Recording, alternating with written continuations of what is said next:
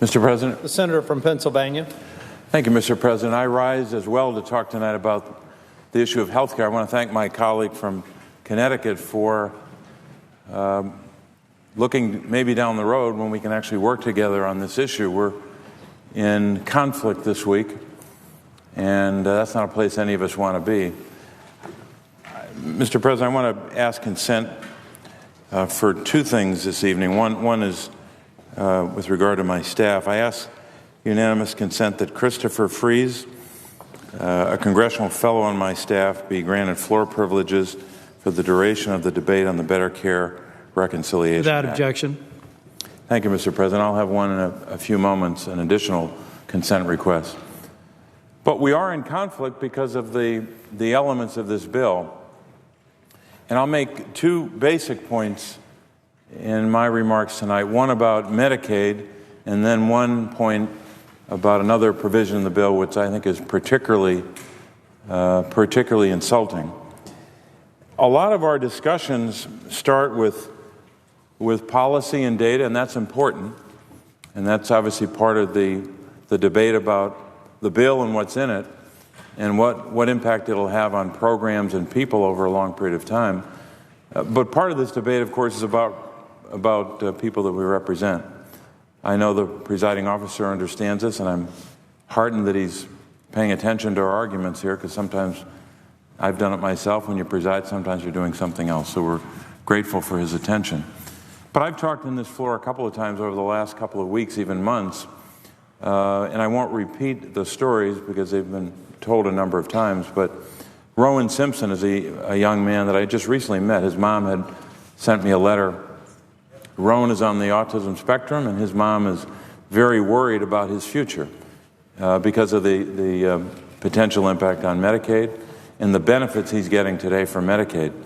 Just referred the other day, I guess it was Thursday on the floor, to a letter from a dad about his son, Anthony, who has a number of challenges, one of them being one of several, I guess maybe one of four, that he's on the autism spectrum. Just have another letter as well, which I won't go through tonight, but it's from a mom in northeastern Pennsylvania writing to me about two of her children, principally her son who has type 1 diabetes, and what the loss of Medicaid coverage will mean for that child, in this case, just 4 years old. So everyone in this chamber in both parties has stories like this to tell. Stories about people who are totally dependent because of a disability, totally dependent upon Medicaid. That is not unique to one state, and of course it's not unique to one party. But one of the more egregious and objectionable parts of this 140-plus page bill is the impact it will have on Medicaid, both the Medicaid expansion, which many people know now represents probably on the order of 11 million people that got health care coverage since 2010, got that coverage because Medicaid was expanded. But the bill also speaks to the Medicaid program itself by the so-called per capita cap, capping the dollars that the federal government would provide in the future with regard to the federal-state partnership on Medicaid.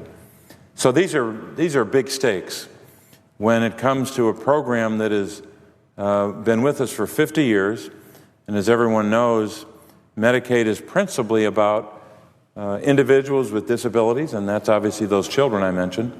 It's about folks who need some help getting into a nursing home, senior citizens, and of course it's about kids from low-income families who have no other health care absent Medicaid. In our state, it just happens to be 1.1 million kids on Medicaid from low-income families, and the disability number, both children and adults, is, by one estimate, more than 722,000 people. So these are big stakes, even if it's just involving one of those individuals, or hundreds or thousands. But as I'll refer to later, some of the numbers are, of course, a lot higher than that. So those stories and those pleas for help from those families obviously not just inform us, but inspire us to keep working, to keep fighting. And I'll be fighting against this bill, and as long as it takes. But it's likely we'll have a vote this week. I'm assuming we will. So we only have hours and a few days to fight and to point out what we believe to be the defects. One of the things that's significant about this debate is that we've had people not just writing those stories, but telling us their story, but also telling us and giving us ideas about how to conduct the debate and how to fight and how to oppose it. I've got it in my hand, and I'll describe it first before offering a consent request. But I have in my hand several pages that list almost 600 names from people in Pennsylvania that have written to me over the last number of weeks and months, actually. And what they're urging me to do is to pursue a legislative strategy to protect their health care. Now, why are they doing that? It's not because they have nothing else to do. They're worried. These people are really worried. They're worried about those kids like Rowan and Anthony that I just mentioned, and a 4-year-old with type 1 diabetes, or a whole long list of other disabilities that a lot of kids have. They're worried about their parents, who may not be able to get the long-term care they need if Medicaid is capped and cut and decimated. They're worried about their friends and their families. They are, in a word, worried as anyone has ever been about the health care of those they love and the health care of those that they care about. That's why they're writing and going to meetings and making phone calls and engaging in such a robust way all these weeks and months. So, Mr. President, with regard to this particular list, I would ask consent that this list of almost 600 names from Pennsylvanians be made part of the record. Without objection. Thank you, Mr. President. I'll make two final points about Medicaid and then juxtapose Medicaid with another part of the bill. If you look at the bill, it's about the 42 pages. More than 60 pages deal with Medicaid. So this is principally a bill about Medicaid. There are some other issues obviously addressed on the exchanges and the fundamentals of health care, but it's mostly about Medicaid and tax cuts, unfortunately, and that's particularly objectionable to me, that you've got a small group of very wealthy people that are going to make out in ways we can't even imagine, like a big bonanza for the super rich.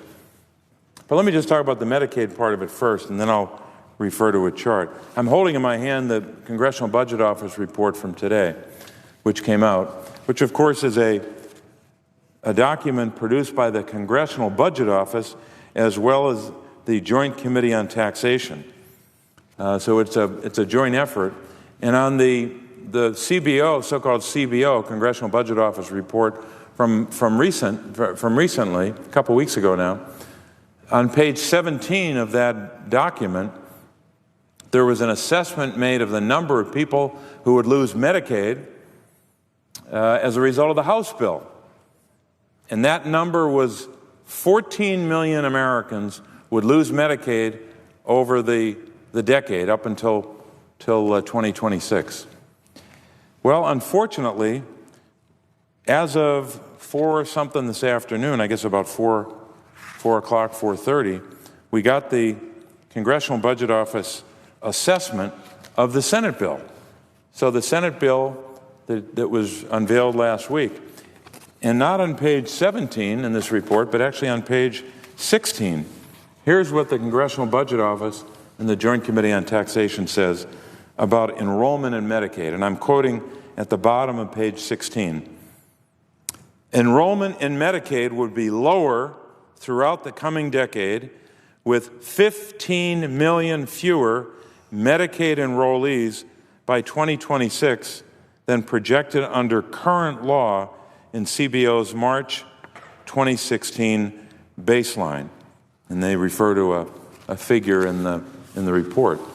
So House Bill CBO assessment says 14 million will lose Medicaid coverage.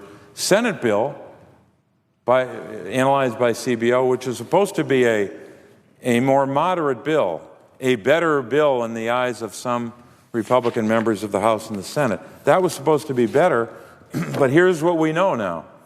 15 million people will lose Medicaid. That alone should cause any senator to be very concerned about the impact of this legislation. That alone should, I hope, require some people to use an old expression, examine your conscience about what will happen if you vote for this legislation. But let's say that someone says, you know what, I can put that into context, and I think that actually that won't happen, or I have another explanation, or whatever justification or rationale you use for voting for a bill that will result in 15 million people losing Medicaid coverage. People are very vulnerable. Let's just say you can analyze that a different way and come to a different conclusion. We'll see how people deal with that number this week, and when they go home and when they have to talk about this legislation over time. But here's where it gets a lot worse.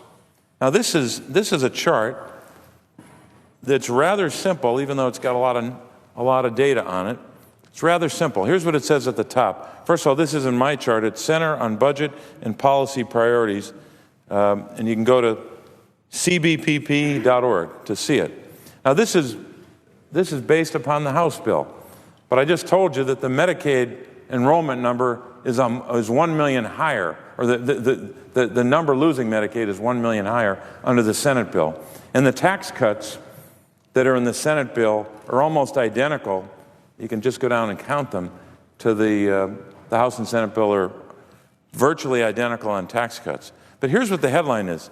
Tax cuts for top 400 roughly equal to federal spending cuts from ending Medicaid expansion.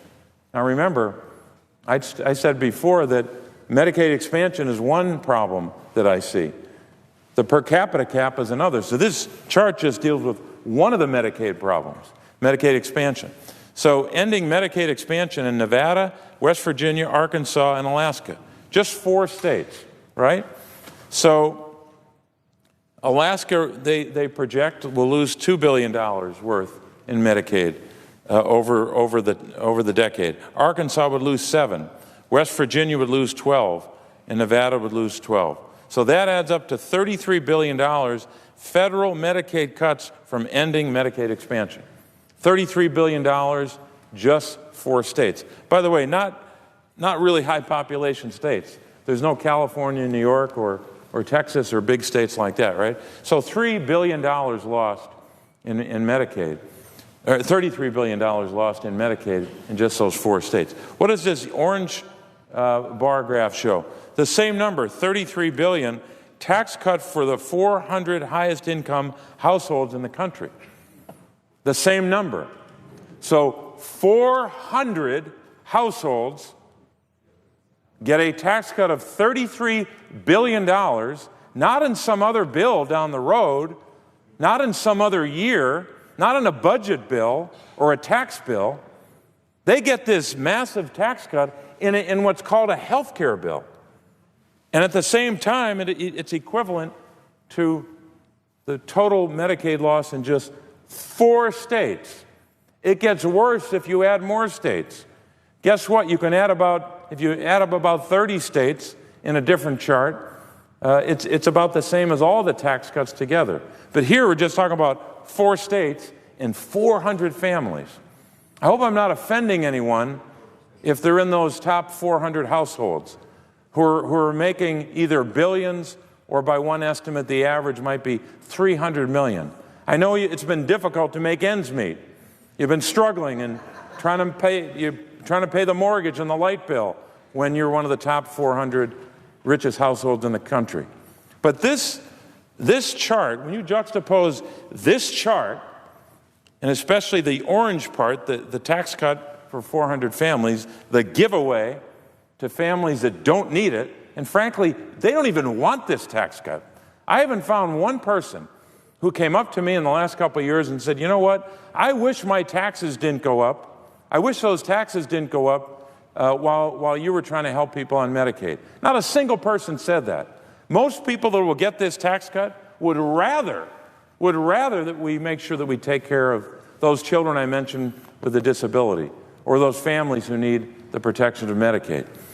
When you put this chart next to the policy and those 60-plus pages of the decimation of Medicaid, there are a lot of words we could use that we're not allowed to use on this floor. But one of the words we should use is obscene. That's an obscenity. When you match these cuts for 400 families next to the cuts to Medicaid, that is obscene and obnoxious and bad policy. If there was ever a reason to take this 142-page bill and throw it in the trash, throw it in a garbage pail as fast as we can, it would be this chart. Because that's not what the American people are asking for. They actually think that some people in the Senate are actually working on a health care bill. That's what they believe. A lot of people don't know about this yet, but they're going to know. They're going to know by the end of the week, at least, if not sooner, that the 400 richest households in the country are getting that much money, $33 billion.